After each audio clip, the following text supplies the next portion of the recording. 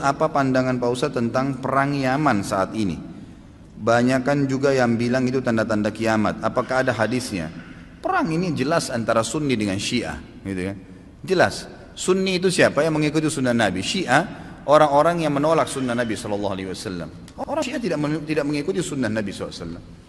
Mana ada orang Syiah mengikuti sunnah Nabi? Syiah artinya pengikut Ali, gitu kan?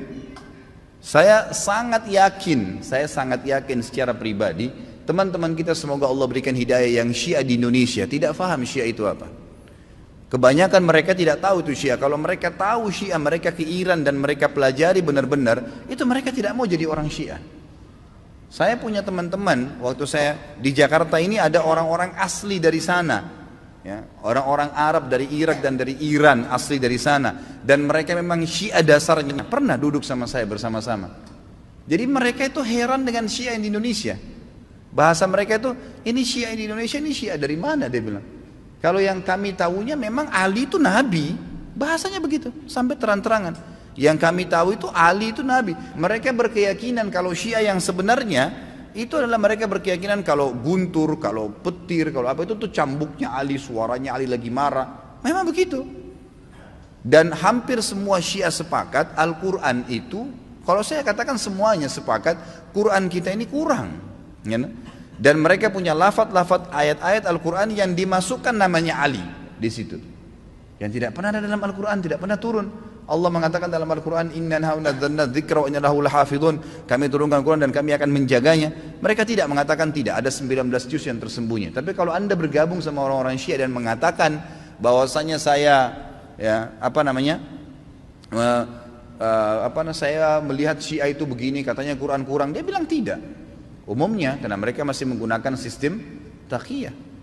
Coba lihat apa yang terjadi pada saat Syiah sudah mulai berkuasa. Anda harus faham ya, orang-orang Syiah menganggap Anda semua ini ahli sunnah kafir, dalahnya halal.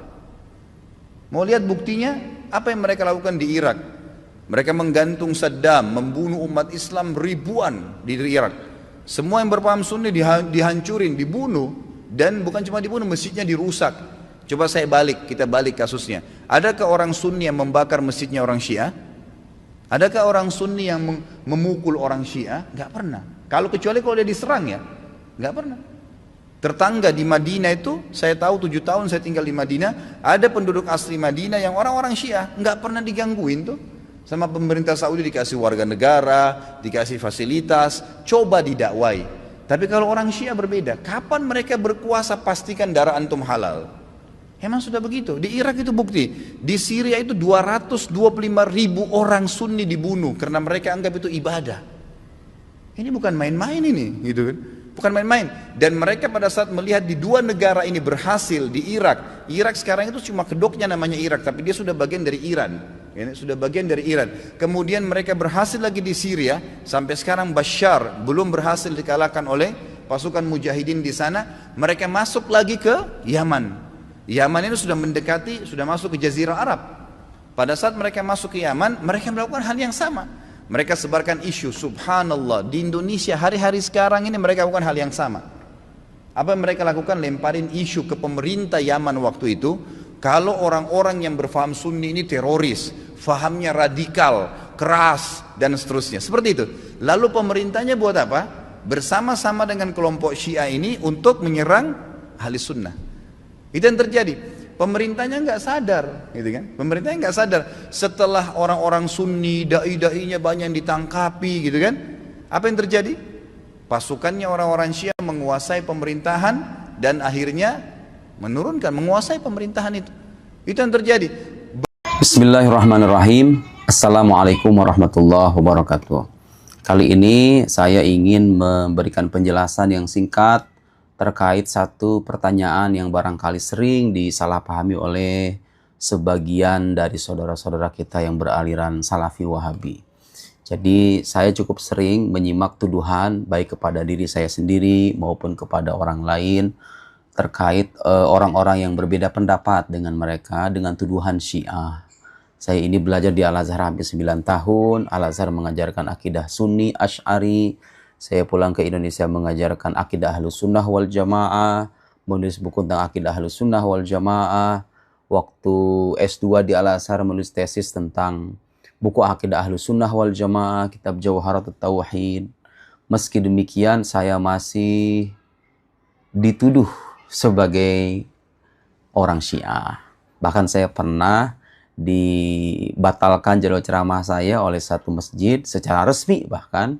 Dan salah satu pertimbangannya katanya karena saya terindikasi beraliran Syiah. Beberapa foto-foto saya yang lama, foto di mana saya berziarah ke makam Sayyidina Hussein, ke makam Sayyidah Zainab, ke makam Imam Suyuti, dituduh sebagai indikasi bahwa saya beraliran Syiah.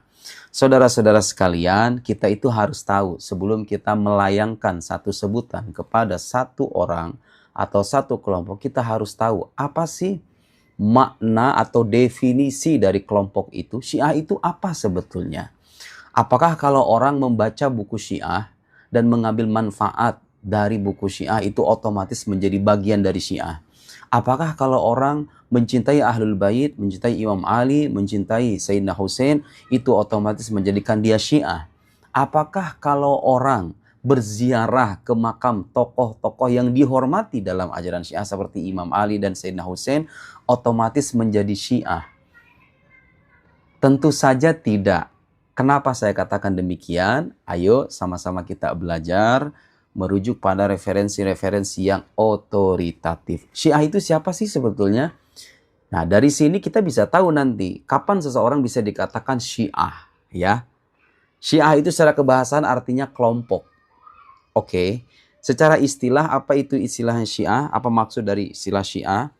Saya bacakan sekarang dari kitab Al-Milal wan Nihal. Ini salah satu kitab klasik yang membahas tentang sejarah sekte-sekte Islam. Dipakai di mana-mana. Imam Syahrastani, ini ulama Ahlus Sunnah wal Jamaah yang nulis. Kalau saya mengutip kutipan orang Syiah, barangkali nanti ada yang bilang, wah itu mah orang Syiahnya yang bilang begitu, nggak ngaku. Mana bisa kita percaya kalau pengakuan dari orang Syiah sendiri? Ya udah, saya kutipkan dari ulama Ahlus Sunnah wal Jamaah. Mereka memahami Syiah itu apa? Dengarkan baik-baik kata Imam Syahrastani. Di halaman 161 cetakan Maktabah Iman, ya. Asy-Syiah humul ladzina syaya'u Aliyan radhiyallahu anhu. Syiah itu adalah kelompok yang mendukung Sayyidina Ali bin Abi Thalib. Alal khusus, secara khusus. Apakah berhenti sampai di situ? Kalau mendukung Sayyidina Ali, apakah harus menjadikan dia Syiah? Belum selesai definisinya. Waqalu, dan berkata atau berpandangan atau meyakini bi imamatihi, meyakini keimamahannya. Maksudnya apa? Mereka ini orang Syiah percaya betul bahwa imam atau pemimpin yang hak setelah sepeninggal Rasulullah SAW itu adalah Sayyidina Ali bin Abi Thalib. Ahlus Sunnah wal Jamaah mengatakan Abu Bakar As-Siddiq, kemudian Umar, kemudian Utsman, kemudian Sayyidina Ali. Orang Syiah mengatakan enggak, yang berhak itu Sayyidina Ali bin Abi Thalib. Qalu bi imamatihi wa khilafatihi nassan wa wasiyatan. Jadi orang Syiah itu meyakini bahwa imam atau khalifah yang berhak setelah Rasulullah itulah Sayyidina Ali bin Abi Thalib. Dan mereka menjadikannya sebagai pokok agama, sebagai usuluddin. Jadi orang Syiah itu salah satu akidahnya, mereka meyakini bahwa imamah itu bagian dari pokok agama. Setelah Rasulullah meninggal itu, dalam keyakinan orang Syiah, Rasulullah itu berwasiat. Bahkan sebagian mereka mengatakan secara tekstual, Rasulullah berwasiat, nassan, wasiatan, imma jalian wa imma khafiyan. Baik secara tegas maupun secara samar-samar. Yang jelas dalam keyakinan orang Syiah, pemimpin yang hak itu adalah Ali bin Abi Thalib. Bukan Abu Bakar, bukan Umar, dan lain-lain. Wa ataqadu annal imama la takhruj min auladihi. Dan mereka juga meyakini bahwa kepemimpinan itu tidak keluar dari anak cucu keturunannya, Sayyidina Ali bin Abi Thalib. Makanya mereka percaya, Syiah yang sekarang ada di Iran itu kan Syiah Ithna Asyriyah, karena mereka percaya pada 12 imam. Dan mereka meyakini bahwa mereka itulah sosok yang maksum, terjaga dari dosa-dosa. Karena mereka adalah pewaris Nabi. Imam yang hak setelah Nabi, Sayyidina Ali, disusul dengan anak cucu keturunannya. Wa in kharajat fabidhulmin yakunu min ghairiha aw bitaqiyatin min indihi. Jelas ya? Jadi, orang Syiah itu, kalau mau tahu apa akidah pokoknya diantaranya, mereka meyakini bahwa imamah yang hak itu setelah sepeninggal Rasulullah adalah Sayyidina Ali bin Abi Thalib. Apakah saya mengimani itu? Tidak. Untuk Anda mengatakan saya Syiah, Anda harus bisa membuktikan bahwa saya meyakini bahwa imam yang berhak setelah Rasulullah itulah Ali bin Abi Thalib, Sayyidina Ali bin Abi Thalib. Kemudian imamah itu diwariskan kepada anak cucu keturunannya. Makanya saudara-saudara sekalian, kita menjumpai ini sebagian saudara-saudara kita yang Syiah ini kadang yang ekstrim, bersikap ekstrim terhadap para sahabat, menghina atau mencaci maki para sahabat, merendahkan para sahabat. Saking mereka berlebihan dalam mencintai Sayyidina Ali bin Abi Thalib. Tapi mencintai Sayyidina Ali itu sendiri nggak bisa menjadikan orang Syiah. Ayo, satu ya, selesai ini. Bahwa soal kapan atau bagaimana orang itu menjadi Syiah, tolak ukurnya itu begitu. Dia meyakini imam sebagai usuluddin atau bukan? Kalau tidak ya bukan Syiah dong. Orang Al-Azhar nggak mungkin meyakini itu. Al-Azhar mengajarkan akidah Ahlussunnah wal Jamaah. Saya tadi mengatakan kalau orang hanya sebatas cinta kepada Ahlul Bait, berziarah misalnya, atau mencintai Sayyidina Ali, mencintai Imam Hussein, atau misalnya membaca buku-buku Syiah, kemudian yang sesatnya ditinggalin, yang manfaatnya diambil. Dan saya kira ini sikap orang terdidik di mana-mana. Orang terdidik itu bisa melihat madu di atas tumpukan racun. Maksudnya betapapun Syiah ini menyimpan ajaran-ajaran yang menyimpang, selama ada hal yang positif, misalnya dalam kajian filsafat, dalam kajian logika, selama tidak bertentangan dengan akidah Ahlussunnah wal Jamaah, kemudian berikan manfaat dalam mengokohkan pemikiran kita, dalam membantah pikiran-pikiran yang menyimpang, dan banyak tokoh-tokoh Syiah yang begitu. Ada Mullah Sadra, ada Bakr Sadar, ada Murtada Mutahhari, Ali Syariati, dan lain-lain. Tidak semua pikiran mereka harus kita amini, tapi kalau ada yang positif kita ambil untuk memperkokoh benteng keyakinan kita. Apa jadi masalah? Apakah dengan atas demikian kita menjadi Syiah? Ya tidak dong. Yang menarik saudara-saudara sekalian, ternyata tuduhan Syiah kepada para ulama itu sudah berlangsung sejak lama. Imam Syafi'i sendiri pernah dituduh sebagai Syiah beliau itu. Kebayang nggak itu? Imam Ahlussunnah wal Jamaah dalam mazhab fiqih pernah dituduh sebagai Syiah. Manaqib al-Imam Asy-Syafi'i karangan Imam Fakhruddin Ar-Razi, ulama Ahlussunnah wal Jamaah juga. Ini bait syair yang terkenal yang dinisbatkan kepada Imam Syafi'i. Dengarkan baik-baik. Di halaman 140 Manaqib al-Imam Syafi'i cetakan Maktabah Al-Kulliyat Al-Azhariyah. Ada syair yang ya beberapa baris, begitu saya bacakan baris yang terakhir aja biar lebih singkat. In kana rafdan hubbu ali Muhammadi falyashhadi thaqalan anni rafidi. Kalau seandainya, lihat pernyataan kalau. Kalau itu pengandaian, ya, bukan berarti artinya mengafirmasi dan menegaskan. Kalau itu pengandaian. Kalau seandainya mencintai keluarga Nabi Muhammad sallallahu alaihi wasallam, Imam Ali, Sayyidah Fatimah, Sayyidina Hussein, Sayyidina Hasan, kalau seandainya mencintai mereka itu menjadikan aku sebagai Syiah, itu terjemahan bebasnya. Rafdhan itu dari kata Rafidah. Rafidah itu sebutan untuk orang Syiah. Kalau seandainya mencintai keluarga Nabi Muhammad itu menjadikan aku sebagai Syiah, kata Imam Syafi'i, falyashhadi thaqalan, bersaksilah manusia dan jin bahwa aku adalah seorang Syiah. Anni Rafidi, aku adalah seorang Rafidah. Aku adalah seorang Syiah Rafidi. Coba Anda paham nggak maksud dari ungkapan ini apa? Maksud beliau itu apa? Bahwa mencintai keluarga Nabi Muhammad doang itu gak lantas menjadikan orang itu sebagai Syiah. Tahu Imam Syafi'i juga. Jadi beliau pernah dituduh sebagai Syiah karena mungkin punya pujian-pujian terhadap Ahlul Bait. Beliau menjawab itu, oke, kalau seandainya memang mencintai keluarga Nabi Muhammad itu dituduh sebagai Syiah, ya sudah, ketahuilah bahwa aku adalah seorang Syiah. Ya beliau mengatakan aku adalah seorang Syiah itu kalau memang Syiah itu tolak ukurnya adalah mencintai keluarga Nabi Muhammad. Tapi kan gak ada ulama yang mengatakan begitu. Gak ada saudara. Ulama yang mengatakan bahwa kalau orang mencintai Imam Ali, mencintai Sayyidina Hasan, Sayyidina Hussein, Sayyidah Fatimah, dia menjadi Syiah. Itu gak ada orang terdidik yang punya pandangan begitu. Makanya Imam Syafi'i mengatakan kalau seandainya memang mencintai keluarga Nabi Muhammad itu menjadikan sebagai Syiah, aku adalah Syiah. Tapi kan gak cukup hanya dengan mencintai doang, harus meyakini bahwa imam yang hak setelah Rasulullah itu adalah Imam Ali. Beliau meyakini nggak? Enggak. Makanya beliau bukan Syiah. Saya pernah nyebut kalau seandainya saya disuruh memilih antara Wahabi dengan Syiah, saya lihat ini Syiah punya hazanah, filsafat dan pemikiran yang kaya.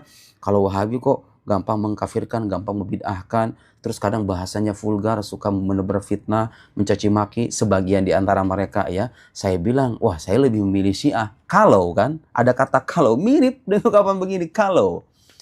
Dan saya katakan dalam tulisan saya ini orang Sunni, Ahlus Sunnah wal Jamaah, bukan orang Syiah. Tapi kalau disuruh memilih, ya kalau dipaksa suruh memilih, saya bilang yang ini manfaatnya banyak nih. Oh yang ini kok ajarannya begitu ya, ekstrim, eksklusif, kadang tuh tidak bisa berdamai dengan saudara muslim yang lain, gampang berburuk sangka, gampang mengkafirkan, gampang membid'ahkan dan lain-lain. Kalau yang Syiah kok ya memang ada kesesatannya gitu ya, tapi kok nggak sevulgar mereka ya? Kata saya lebih milih ini. Itu bukan berarti kita Syiah. Ada kata kalau, ingkana, kalau seandainya. Tuh Imam Syafi'i sendiri mengatakan kalau. Jadi nggak cukup orang berziarah ke makam Sayyidina Hussein, berziarah ke makam Imam Ali, dituduh, oh ini Syiah ini. Saya akan kutipkan lagi dari Grand Syekh Al-Azhar, Syekh Abdul Halim Mahmud, At-Tafkir Al-Falsafi fil Islam. Ini buku masyhur. Ini Grand Syekh Al-Azhar ya. Syekh Abdul Halim Mahmud ini gurunya dari Masyayikh Al-Azhar. Pak Quraish Shihab termasuk murid beliau. Pak Quraish Shihab sering dituduh Syiah. Beliau itu seorang Sunni, Ahlussunnah wal Jamaah. Tapi begitulah, saya juga heran. Kenapa ya? Orang-orang yang berbeda dengan kelompok Salafi Wahabi itu gampang dituduh Syiah. Ya mungkin itu senjata andalan mereka. Tapi itu menunjukkan ketidakpahaman mereka tentang apa Syiah itu sendiri ya. Nah, beliau ketika menjelaskan di halaman 102 At-Tafkir Al-Falsafi Islam, silakan di-download nanti. Ketika menjelaskan kelompok-kelompok Syiah, kata beliau, kelompok Syiah itu banyak. Wa birragmi anna Syiah tafarraqat ila ma la yakadu yuhsa min ahzab fa innahu minal mumkin taqsimuha ila, kata beliau, meskipun kelompok Syiah itu banyak variannya gitu ya, sektor-sektornya banyak, tapi bisa kita bagi ke dalam 4 kelompok kata beliau. Pertama, gulah, kelompok Syiah yang ekstrim. Yang ekstrim ini yang diantaranya ada yang menuhankan Sayyidina Ali, mencaci maki sahabat, mengkafirkan sahabat, yang ekstrim. Yang kedua, Ismailiyah, Syiah Ismailiyah, wa matafarra'a minha dan cabangnya. Yang ketiga, Imamiyah Itsna Asyriyah, Syiah Imamiyah yang sekarang ada di Iran, gitu ya, yang percaya dengan 12 imam. Keempat, Zaidiyah, Syiah Zaidiyah. Ammal Ghulah, adapun Syiah yang ekstrim, ya, saya menulis dalam tulisan saya bahwa saya tidak setuju dengan pandangan-pandangan ekstrim kaum Syiah. Itu jelas banget saya ngomong begitu, dan saya bukan Syiah. Saya hanya mengatakan ada hal positif, sedikit hal positif dari tradisi intelektual Syiah, terutama dari Syiah yang moderat, bukan yang ekstrim, yang bisa kita ambil, terutama dalam kajian-kajian ilmu-ilmu rasional. Dan itu bukan hal yang terlarang dalam agama kita. Al-hikmatu dhallatul mu'min, gitu kan. Hikmah itu, kebijaksanaan itu adalah harta hilang kaum beriman.